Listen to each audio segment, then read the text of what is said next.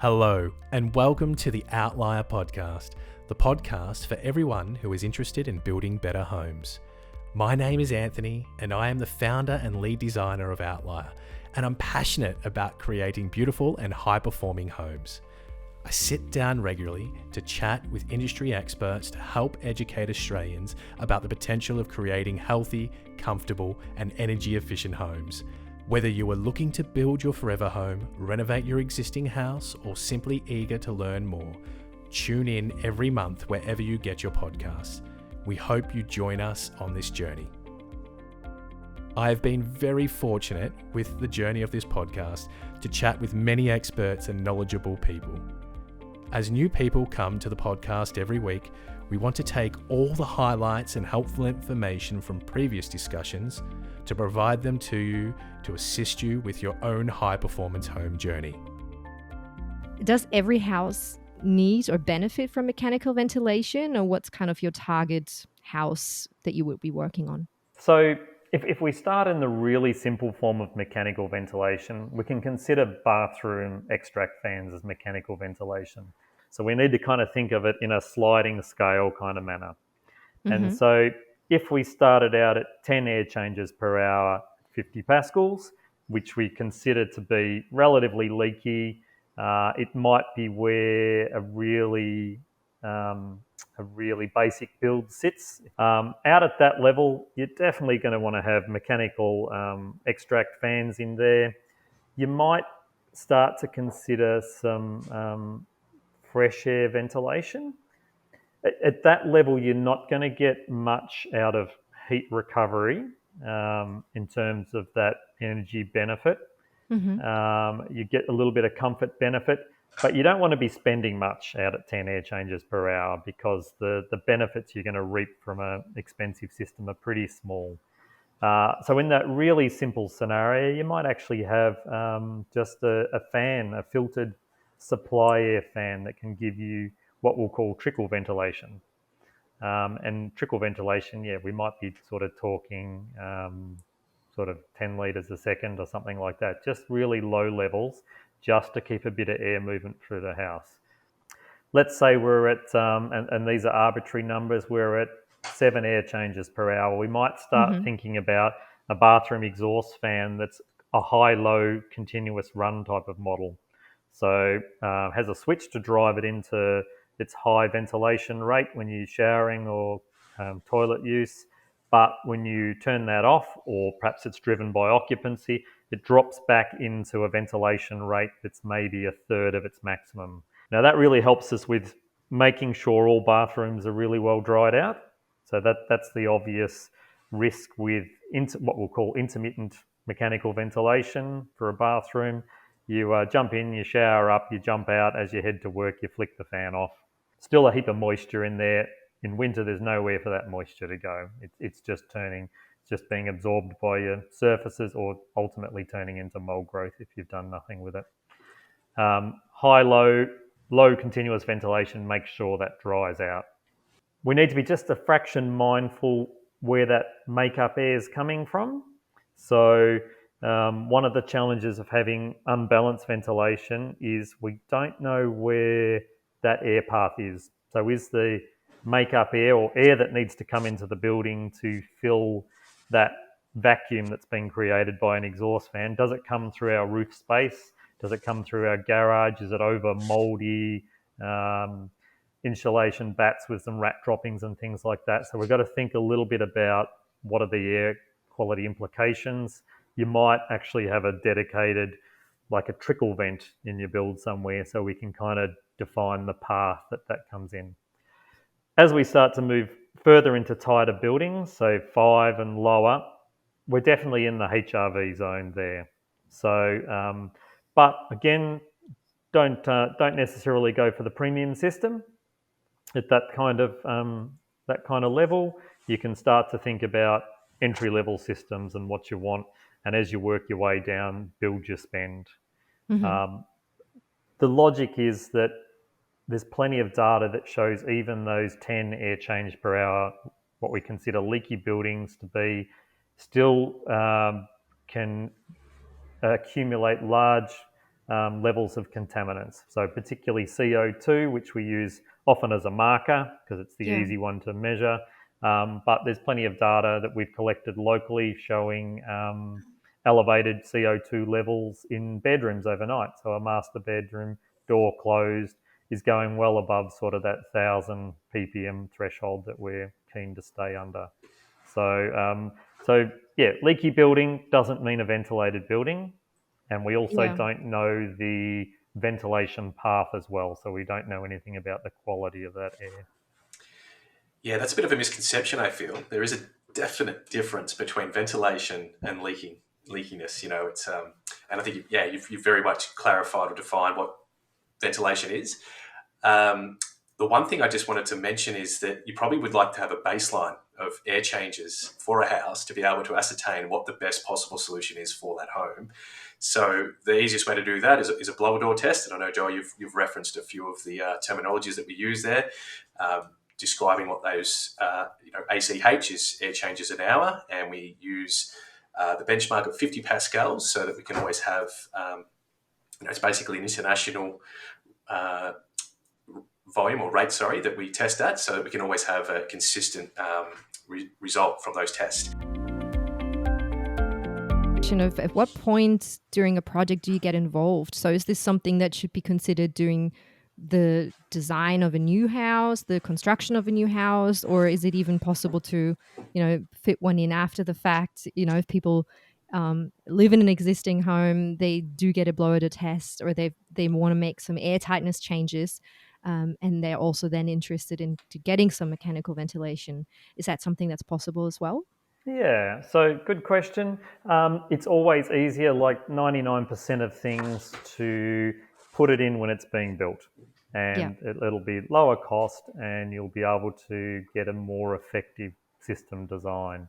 So we love to be involved at that design development phase. And in practical terms, that really just means as soon as you've mapped out your floor plan, that's the time to kind of chat. Once you've locked that away, we know basically the duct routing, and we can start talking about spatials and whether there's any structural things that might be impacted. So retrofit projects are certainly possible. They are always going to be more expensive and potentially have some compromises, but for those in the sort of technical space there are decentralized units as opposed to ducted units. Decentralized in a resi context is something that we'd also call through wall. And so it's actually got a wall tube that carries that airflow. Typically there's components in that wall tube, so they do have minimum effective wall thicknesses, we'll call it. And so for the typical Australian build, often our wall assemblies aren't quite thick enough. We need to be up around about that 300 millimetre mark usually, because we've got fans in there and we might even have the heat exchanger itself in that wall tube. The higher performance units are typically single point, so they will only service one room. There are some other products that we'll call push-pull, so 2 unit heads simultaneously working together, so we're not pressurizing or depressurizing, but one is supplying one unit head and the other is extracting, and you could park those in different rooms, so you ventilate 2 rooms and kind of the space between. On a performance basis, a ducted system will always outperform decentralized. Mm-hmm. For a few reasons.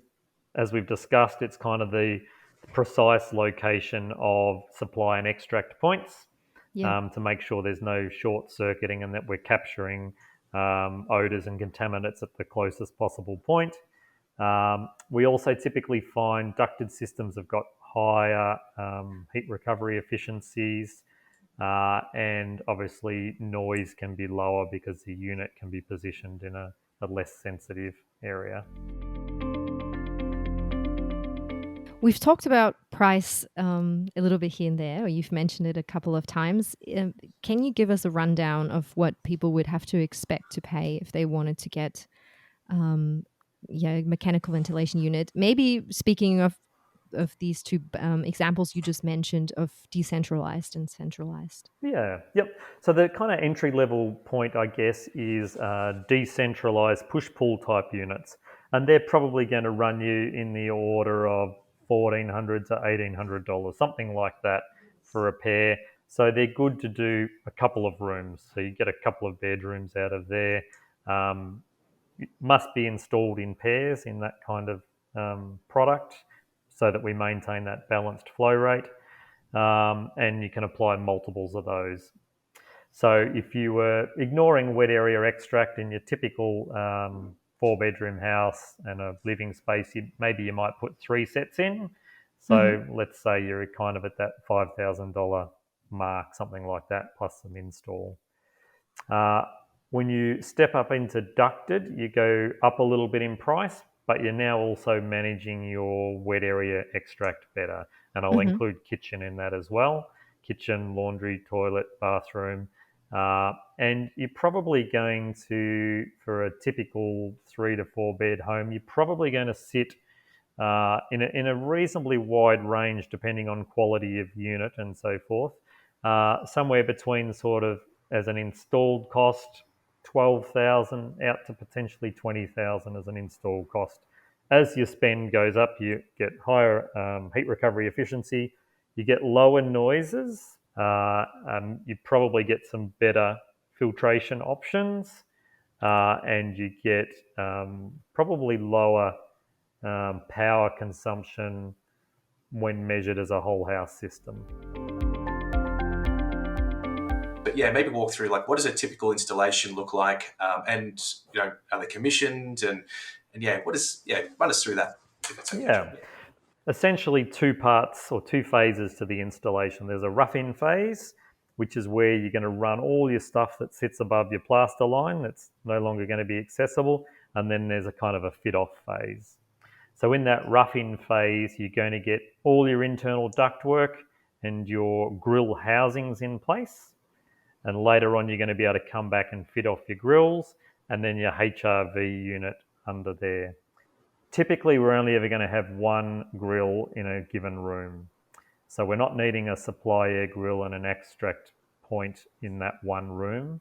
Because we're ventilating at nice low rates, we can actually pass that air under the door. And we typically only need that sort of 8 to 10 mil undercut on a standard width door. So at night, you can close your door in your bedroom, you can have darkness and silence, and that air just bleeds its way under the door and into the adjoining bathroom or extract zone. Once it's installed and plaster's been put up and you've come back and fitted the grills, I imagine that you mentioned earlier on that you've got to balance the internal air. How do you go about ensuring that that's the case, that it's... There's a range of sort of technology at HRV level as well. So some of the more advanced units will assist the commissioning agent by having some flow control. Now, obviously at the HRV unit, that's just balancing total supply and total extract. We haven't yet, there's nothing around that's going to give you balanced flow rate or target flow rates in each individual room. And so there's still always a requirement for a commissioning agent to go around with a flow hood or a contractor and measure the extract or the supply air rate to each space. Now, good suppliers will provide airflow design, and that will provide rates. So, for example, when we look at a floor plan, we'll say, look, there's a bathroom. We're going to need 40 cubic meters per hour extract from there. So in a passive house type context on boost, and we're going to need 20 cubes into that bedroom and 20 there. And so we are allocating at the same time rates to different rooms, but we're having to make sure the totals add up on the supply and the extract side. And so that's the role of the commissioning agent, to make sure all those airflow rates are balanced. And we can say balanced at what's known as a standard or a nominal ventilation rate. And then it's really typical to also then apply a boosted rate for shower use and cooking, or if you've got a larger number of people than normal in the house, where you apply 30% increase over that standard ventilation rate. Thank you for listening to the Outlier Podcast. You can find helpful links and contact information regarding this episode in our show notes and on our website, outlierstudio.com.au/podcast. If you like our show, please leave a review and make sure you subscribe to never miss a new episode. If you have further questions for us or would want to share some additional feedback, please feel free to DM us on Instagram or Facebook. Until next time on the Outlier Podcast.